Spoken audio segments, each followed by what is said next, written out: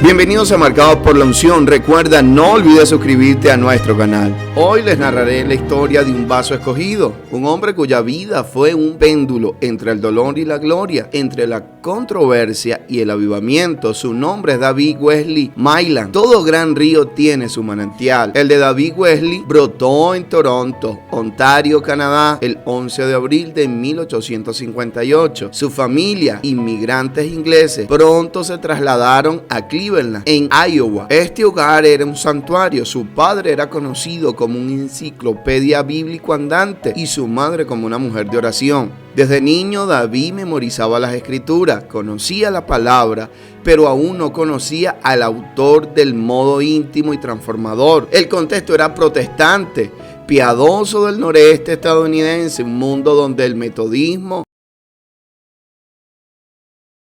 y su búsqueda de una segunda bendición o santificación era parte del aire que se respiraba. Pero la tragedia tocaría la puerta. En 1877 su padre murió, dejando a David con solo 19 años como sostén de su madre. Esta carga, sumado a una conciencia ya despierta, lo llevó a ese momento decisivo a los 19 años. Un encuentro genuino con Cristo como Salvador. No fue solo un asentamiento doctrinal, fue el inicio de un camino. Trabajó en un negocio con su hermano, pero el fuego literalmente marcaría un giro. Un incendio en un edificio que poseían lo llevó a intentar salvar papeles y cayendo se lastimó gravemente la espalda, 6 meses postrado en cama. En ese lecho de dolor, el llamado de Dios se hizo ineludible. Debía dedicarse a salvar almas. Llamamiento. Dios a veces usa nuestro mayor error para revelarnos su mayor gracia. David comenzó a predicar a tiempo completo, pero con una ironía divina. Predicaba contra la sanidad divina y contra el mismo movimiento de Alianza Cristiana y Misionera, fundado por A.B. Simpson, que lo promovía. En 1888, el agotamiento y su antigua lesión volvieron con fuerza devastadora. Colapsó su lado izquierdo y parte del derecho quedaron paralizados. Perdió hasta la voz. En la desesperación silenciosa de su cama, el Espíritu Santo trajo convicción. Había estado equivocado. Había predicado contra un aspecto del carácter de Dios. Hizo un pacto, se arrepentiría y pediría disculpas al pastor de Alianza local. Luego Dios le dio una visión con una promesa: sería sanado. Lleno de fe, convenció a su pastor metodista para que lo llevara a una convención de Alianza en Linwood, donde había unos 3,000 creyentes. Fue llevado en camilla a una pequeña cabaña. Allí el reverendo John Salmon de Toronto lo ungió con aceite y oró, y el poder de Dios lo golpeó. La hinchazón en sus miembros comenzaron a ceder de inmediato. Su voz regresó y David Wesley Maitland, el escéptico, se levantó y caminó. Este fue su Pentecostés personal, el encuentro con Cristo como sanador, que reconfiguró su ministerio para siempre. Ministerio sanado, regresó al metodismo, pero pronto chocó con la estructura denominacional que no aceptaba su nueva enseñanza. En menos de 2 años se unió a la Alianza Cristiana y Misionera, hallando su primer hogar espiritual. Su ministerio fue un torbellino fructífero. En Cleveland fundó la Iglesia del Evangelio de la Unión y el Hogar de Sanidad El Shaddai. Aquí desplegó un liderazgo fuerte y un corazón pastoral. Viajó incansablemente con A.B. Simpson, testificando de su sanidad. Trabajó con D.L. Moody en la Feria Mundial de Chicago de 1893. Fue secretario del capítulo de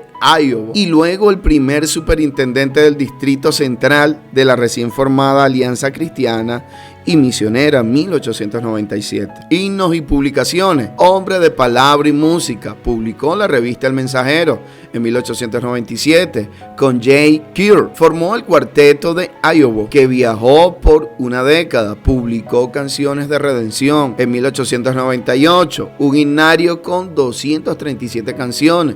Su estilo de predicación era bíblico, experiencial y centrado en la persona viva de Cristo enfatizando el poder sanador de la resurrección más que solo la expiación. En 1906, mientras pastoreaba en Columbus, un calentador de gas explotó quemándolo gravemente. En su convalecencia, oyó del avivamiento de la calle Azusa, clamaba por esa llenura. Entonces tuvo una visión transformadora, vio a Jesús y fue levantado al cielo, donde cantó un coro angelical. Al salir de la visión, estaba cantando en lengua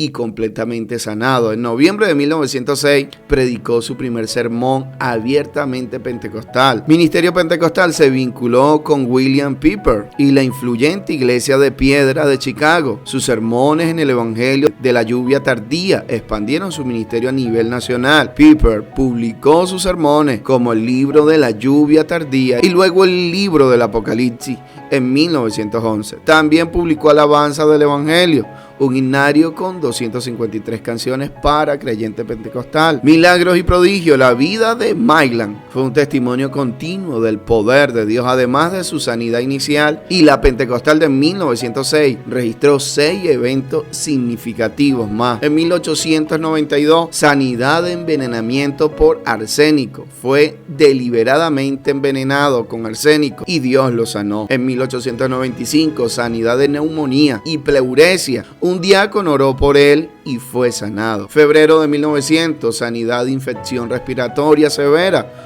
Otro diácono intercedió y Dios lo sanó. En 1902, sanidad de tifoidea, neumonía. Estuvo cerca de la muerte durante 5 semanas. Los creyentes oraron. El poder de Dios lo golpeó y sacudió la cama. En días estaba de vuelta en el ministerio. En 1905, sanidad de fracturas y neumonía. Cayó en una zanja nevada, fracturándose la espalda y costilla, dañándose el brazo y contrayendo neumonía. Mejoró, pero recayó en una convención. La oración corporativa lo rescató de la muerte. 1906, sanidad de quemadura e intoxicaciones sanguíneas. El fenómeno del cántico nuevo. David Maitland fue pionero en explicar y experimentar el cantar en lengua. En múltiples convenciones, Chicago 1907 a 1908, Maitland y su congregación experimentaron lo que llamaron el coro celestial, sin director humano. Cientos de personas comenzaron a armonizar en lenguas desconocidas, creando acordes complejos que ningún músico podía replicar. Él mismo escribió: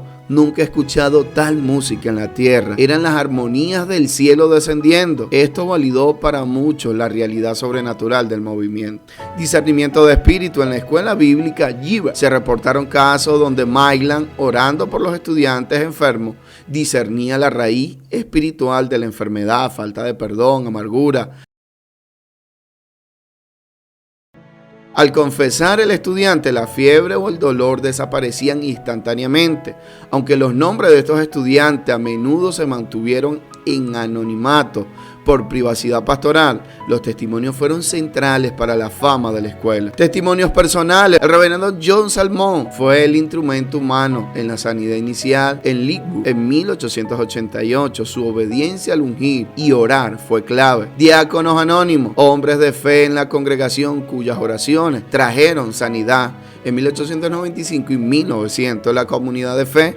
En 1902 y 1905 fueron grupos de creyentes unidos en oración los que presionaron el cielo para su vida. Legado, semillas que crecieron en el bosque. Concepto de la lluvia tardía. Se le considera el primero en definir teológicamente el término lluvia tardía como el derramamiento del Espíritu previo a la segunda venida de Cristo, tomándolo de la canción que recibió en su visión en 1906. Puente doctrinal, su teología arraigada en la alianza, Cristo como Salvador, Sanador, Santificador y Rey que viene, fluyó naturalmente hacia el pentecostalismo, ayudando a muchos a dar ese paso. Educación, fundó la escuela bíblica y hogar de sanidad Gibbia. En Indiana, en 1913, entre sus alumnos estuvieron J. Roswell y Alison Flower, futuros pilares de las Asambleas de Dios. Más tarde enseñó en el Ebenezer Colegio Bíblico de Chicago y fundó otro colegio en Vanguard. Asociaciones, formó la Asociación de Asambleas Cristianas y más tarde la Asociación Cristiana Apostólica,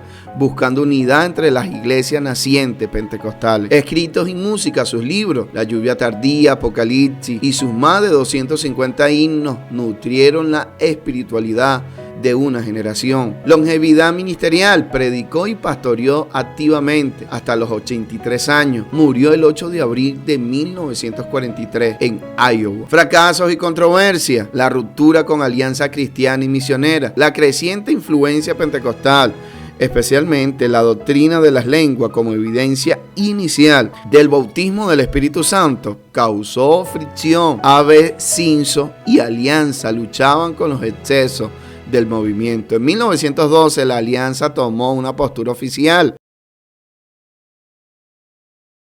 en contra de esta doctrina. Fiel a su experiencia, David Maitland, junto con otros pastores, tomó la dolorosa decisión de dejar la denominación que lo había nutrido para abrazar plenamente el avivamiento pentecostal. Esto no fue un fracaso moral, sino el costoso precio de la fidelidad a su comprensión de la verdad. Inestabilidad en proyectos institucionales. Su escuela Gibeah en Indiana cerró en 1914, cuando la benefactora que proveía la propiedad retiró su apoyo. Su asociación de asambleas cristianas también se disolvió ese mismo año. Esto muestra los desafíos prácticos de institucionalizar un movimiento carismático y dependiente de patronazgos individuales. No fueron fracasos de carácter, sino de estructura y sostenibilidad. Conclusión, ¿qué nos dice la vida de este siervo a nosotros hoy? Dios redime nuestras luchas. Tu peor dolor, tu peor enfermedad, tu oposición incluso a la verdad pueden ser el material que Dios use para forjar tu llamado más profundo. No desperdicie tu crisis. La ortodoncia debe llevar a la autopraxia. Maitland conocía la Biblia, pero fue en la experiencia del Cristo sanador y bautizador